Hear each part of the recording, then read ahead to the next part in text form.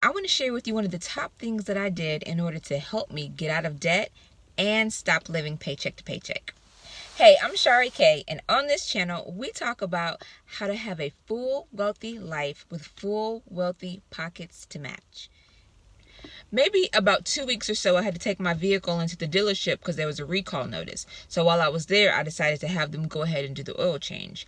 So I'm sitting in the lobby section, and there may be 7 of us in there, and there is a gentleman at the counter where the coffee and the snacks were, and he says, "Who in here doesn't want to pay for their service today?" And the 7 of us, we kind of just ignored him, kept doing whatever we were doing.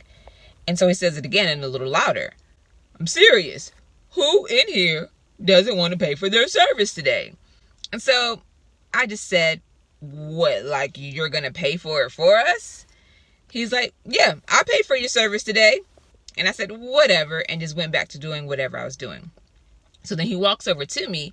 He's like, "Yeah, I'll pay for your service today. Let me put you in a brand new Mazda." And immediately when he said that, I said, "Oh, no, thank you, sir. I am not interested in a new car." He's like, "But you're sitting in the lobby getting service on your car, so I'm assuming that you're going to need a new car soon so that you won't have to continue paying service bills." I said, no, I'm here for a recall and decided to get an oil change. My car is just fine." He's like, "But how old is it?" And I told him my car is almost 10 years old. He's like, "Oh, don't you think it's time for a brand new car?" Nope, sir. I only need a car to get me from point A to point B, and mine does that just fine. And so he stops and he looks at me and he realizes that nothing that he's saying or probably will say will convince me to get a new car today. So he says, "Okay, you have a good day," and he walks off. The key thing that I did that helped me to get out of debt and stop living paycheck to paycheck was to hang on to my cars for longer than typical. Most people change their cars every 3 to 4 years. I keep my cars over 10 years at a time. This current car is coming up on 10 years now.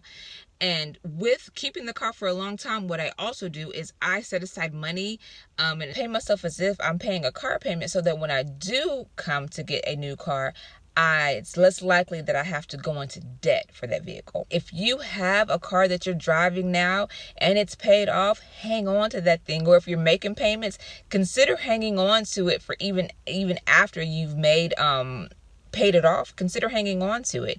And once it's paid off, continue to pay yourself whatever that car payment was, but just set it aside so that when you do go get your new car, whether it's brand new or used, I suggest used, but when you do go get that new car, you would have the money to pay for it, and you could potentially prevent yourself from going into debt for your vehicle.